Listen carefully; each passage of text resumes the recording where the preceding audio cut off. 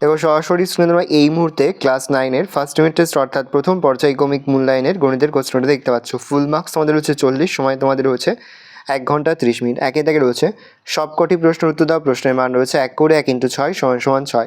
দেখে না, মানে 6টি প্রশ্ন দেওয়া রয়েছে।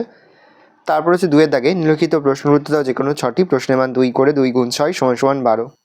দেখে নাও, আস্তে আস্তে স্ক্রল ডাউন করছি, ভালো করে তোমরা প্রশ্নগুলো দেখে নাও। দেখো তারপরে 3-এর দাগে রয়েছে সংখ্যা রেখায় স্থাপন করো √5, তারপরে লেখচিত্রের সাহায্যে সমাধান করো, তারপর হচ্ছে সমাধান করো। তারপর 6-এর দাগে একটি প্রশ্ন রয়েছে, প্রশ্নের মান রয়েছে 3। তারপরে তোমাদের 7-এর দাগে প্রশ্ন দেওয়া হয়েছে যে কোনো একটি প্রশ্নের প্রশ্নের মান 4। প্রমাণ করো যে একটি চতুর্ভুজের দুটি কর্ণ পরস্পরকে সমদ্বিখণ্ডিত করলে চতুর্ভুজটি সামান্তরিক হবে।